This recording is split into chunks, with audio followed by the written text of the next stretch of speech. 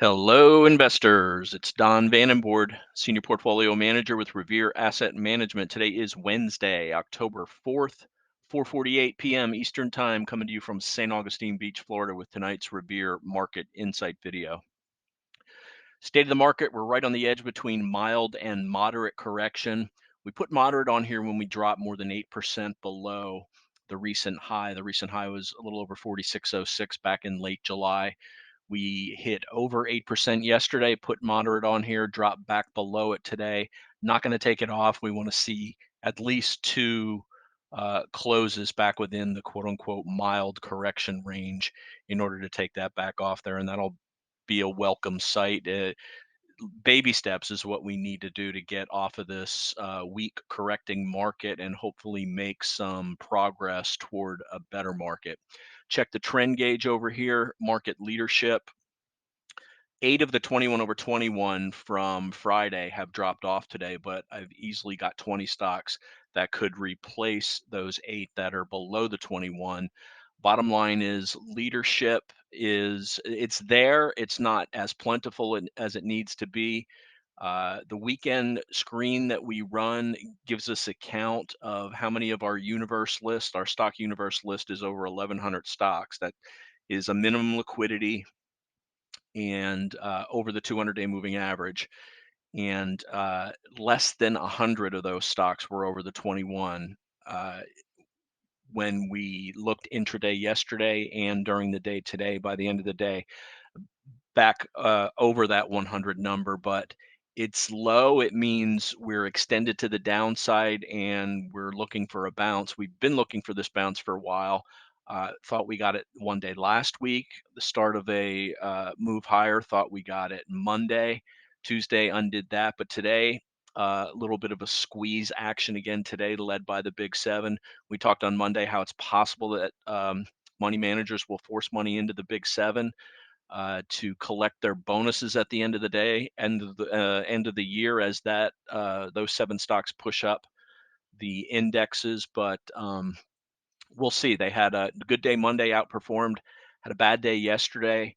Another good day today. They led, and relative strength across those 3 days actually made a higher high. So the strength is there in those Big-7 stocks, and we are keying on those as well as leading stocks and leading sectors if the market gets into a more healthy posture.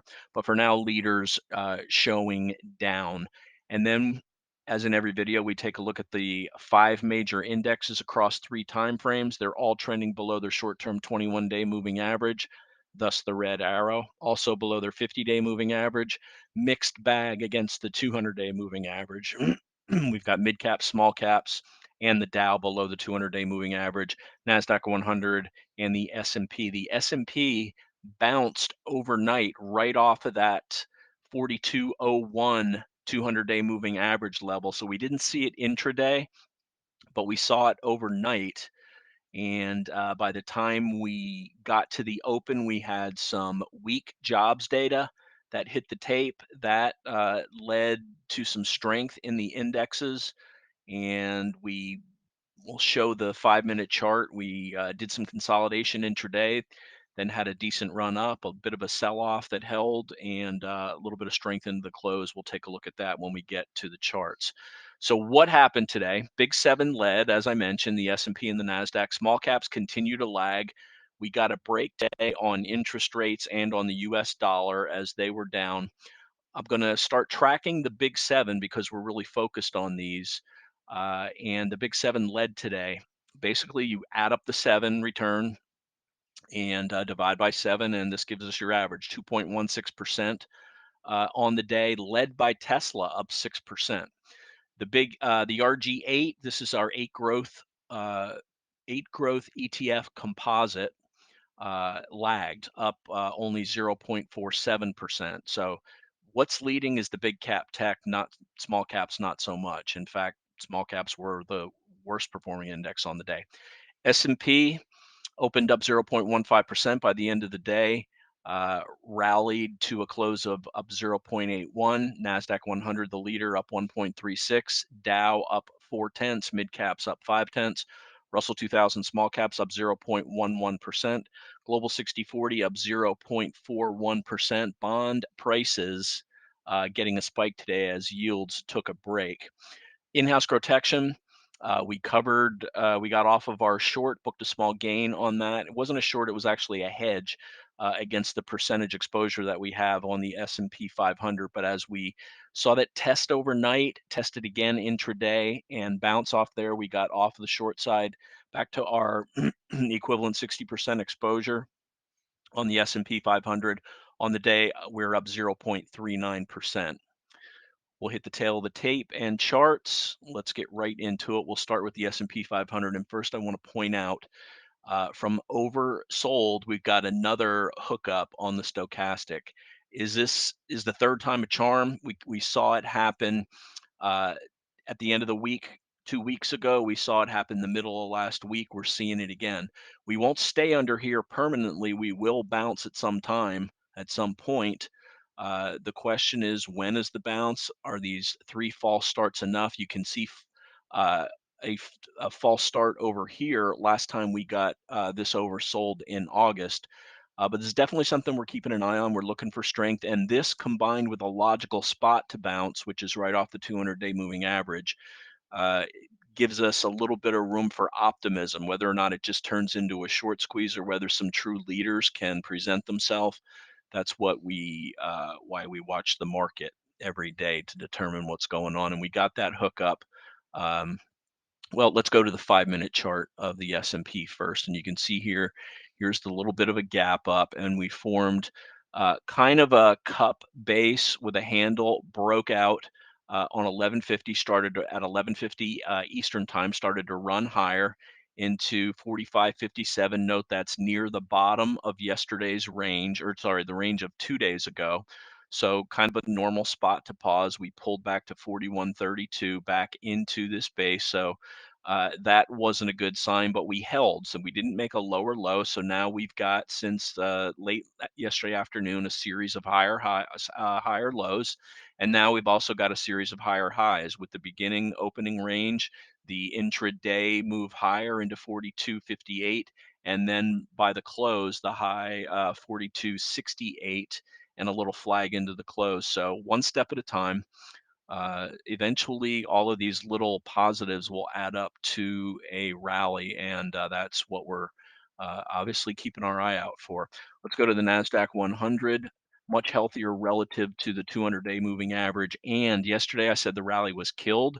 It wasn't. It was on the S&P 500. Let's go back to the S&P, and you can see on we'll bring up a 15-minute chart here, and you can see how yesterday we undercut this 42.38 level. So that effectively killed the rally. Let's go to the NASDAQ 100 15-minute chart now, and you can see that we did not undercut yesterday. So that rally day count is still alive. Today's actually day 6 on the NASDAQ 100. We got near big enough a percentage gain, but we did not get the volume that we needed versus average.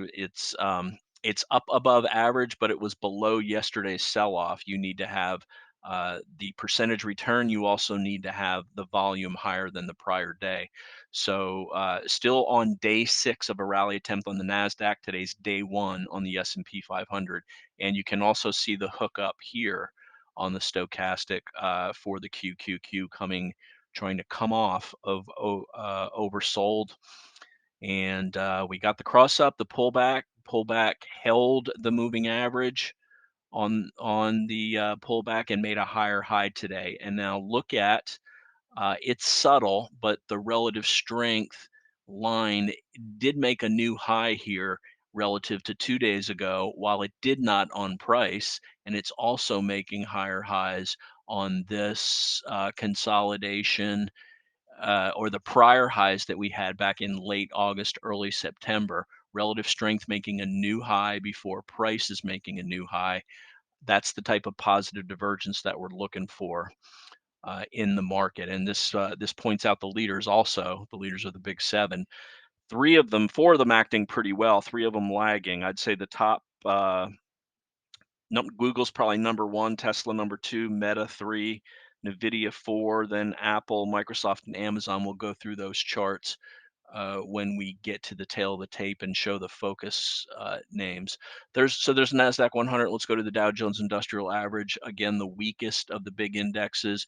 We don't care about relative strength weakness on the Dow because it's a defensive uh, well, I should say we don't care about it when the market's rallying because this is a more defensive index. As for now, it's on day one undercut, made a lower low, and then closed at the top of the range. So the Dow on day one of the rally count. Um, Again, if the Dow's the only index where you're getting your follow through, you're almost guaranteed for it to fail because it's not a growth oriented index. Mid caps better than small caps, but still lagging. Did make a lower low and then back into yesterday's range. So an undercut and reclaim the recent lows. Still showing some relative weakness and not quite a hookup on the stochastic there also. IWM small caps, no hookup either. Lower lows closed inside yesterday's range. So for now, an undercut and an attempt. It's basically day one for that also. But again, note the relative weakness going back to the prior highs that we made in late July. All right, those are the major indexes. Let's go to the VIX. VIX poked its head back above 20, closed at the lows of the range, down 6.17%, 6.07%, still above the 200-day moving average. We don't want the 50-day and the 21 pointed up. It is right now for these, but over 20 and back below is good. We want to break back below this 200-day moving average and ideally get back under this 15 level. This is where the market has done its best work with the VIX below 15 this year. Let's go to the dollar. Dollar, let's go to a 5-minute chart first. Dollar pulled back. You can see the gap down rally, basically the opposite of what the indexes did today. So a little bit of a reprieve on the dollar. That's a benefit for the stocks. Still a strong trend above the 80 MA there on the dollar. Down 0.3% on the day. How did that translate over to the precious metals? Remember, typically an inverse correlation here. Gold basically flat. GDX down 0.61%, so no benefit there. And silver, these things are just uh, in really bad shape right now. They'll rally at some point. Silver also down 0.67%. Quick check on Bitcoin, up 1.5%, certainly outperforming gold as of late, but and also outperforming the S&P 500 over the past 3 weeks. Let's flip the bonds now. They were getting extended. Uh, on a yield level, extended the downside on a price level. We got a little bit of a bounce today. BND, the broad bond index, up 0.66%. TLT, the 30-year, up 1.41% inside day. And moving off the lows. First thing we want to see on TLT is it to get back above this declining 80 MA. You can see how that's been capping any advance that we've had on this. TYX, the 30-year, down 1.22% inside day. Again, just taking a break. This the market really needs these yields to come off to give it a fighting chance at a rally. TNX, the 10-year, another inside day, down 1.40%. That's our inter-asset correlation. Let's go to the tail of the tape now. Fear and greed ticked up by 2 to a 19. That's in the extreme fear level, and the setup is there for this to pop higher from a sentiment standpoint. We'll be keeping an eye on that, as well as the AAII bull bear percents. Those come out tomorrow. Still working under the bear case with us being below the 21-day moving average. The news, ADP employment data below expectation, that sparked a bit of a jump before the open Friday. The NFP government jobs report. Everybody will have their eyes on that. Day count, I put down one yesterday. Did not mention that the S&P undercut, but the NASDAQ didn't. So technically we're up one on the S&P 500, but the NASDAQ 100, it's day 6. So we'll be tracking these separately now.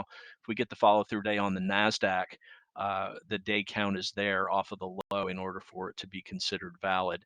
As far as the S&P 500 against the 8 and the 21 EMA, 14 days below each of them. That's a pretty lengthy period, especially for the 8 EMA. Our expectations remain negative as long as we stay below that 21, creeping our way back up to it. I wouldn't be surprised if we got to it and got rejected over the next week, but we are entering into the seasonally strong period that begins the middle of October and then the last 2 months. Again, no guarantee, but seasonality has been pretty spot on so far this year. Note that 4201 overnight range where we touched the 200-day moving average and bounced off of it. We've been looking for that on the daily chart. We got it overnight. It's not going to show on the daily chart. And as far as 40-week moving average go, we pointed out how we undercut and reclaimed that yesterday. Let's show that real quick. We'll go back to the S&P 500, bring up the weekly chart, and see the black line, the uncut and reclaim of that yesterday. As far as sectors go, tech had a good day today. Semiconductors, software, ITB, home builders with a bounce, and XLB basic materials, as well as the three tech sectors were up, along with on prices. On the downside, bond yields, the dollar, oil, coal, uranium, biotech, and utilities. Man, oils, coal, and uranium have really come hard, especially oils. OPEC reiterated that they were not increasing production. It didn't matter. Look at this chart of XLE, and this will tell you all you need to know about how oil stocks are acting. Pretty bounced at the 200-day moving average. Go to oil services very quickly. The IH, not to the 200, but a harsh break low. And this is the old from fail moves come fast moves, as we had to move out across the board on oil last middle of last week. That lasted a day, and it fails. And when it fails, you better get out of the way, because when hedges decide they're pushing their profit, thinking quickly. Here's our focus. Let's show these charts all Big-7 momentarily. As far as in-house, that edge off, booked a small gain on that. We saw multiple buys and strength come in to the S&P 500. We got the 6-minute stochastic cross show that on the S. And that's not the one I play on with you. You hang on to the shorts when you get the stochastic cross oversold on the 60. It's somewhat reliable indicator. The bottom line are A to 0.6. This is pretty much just T-bill. We've got equivalent of 60% the S&P 500, 3% exposure to the SSO, double ETFs. Bottom line of the day, Big-7 higher, S&P 500, the Nasdaq higher, small caps lag, yield down, dollar down out on the day. You can see the next resistance that the S&P need to get across is this 150 moving average, which is around 4270, about 2 points. I dated quite there today. We'll keep an eye. So let's hit the Big-7. Go in order of strongest weakness. This is as of the trading day. I guess Google the looking of the charts. You see it bound off the 21 and the 50-day move average, pointing up on the daily. Certainly a great day today, above average volume, 6% off of this nice power of 3. We've got 80 MA, the 20 MA, and 50-day all stacked up there. Nice cup and hand formation there. Cross above, oversold on stochastic. We'll rank one as number 2. We'll call meta number 3. 1.5%, extremely tight action all along this 300 level. Relative ranking in there. Remember, the market pulling back, but meta is going sideways. That means relative strength is going higher, and it is. You can see the RS line indicator there. Meta 3, India will cost number 4. To 1 day, but still below the 50-day moving average, which had acted as resistance to prior 3 days. Now in the rear, we've got Apple. Under the decline 21, we've got Amazon. Under the declining 21, and we've got Microsoft. These are the 3 that are bringing up the rear, but if strength comes into those, you can see Microsoft probably the best king of the 3. It at least getting up into the 21 and stochastic across too. Let's check the stochastic on the other two first. Look at that hooked up nicely. Also, in addition, let's go look at Amazon, and that has barely, if you close, you need a magnifying glass, but it hooked up back above it. So the big seven, but if we get some strength out of that, and Q is a great way to play that as well as the individual names. So back to the focus list, we always want to isolate leadership. Here's 5 leaders on that we are ready to test. That was number 1.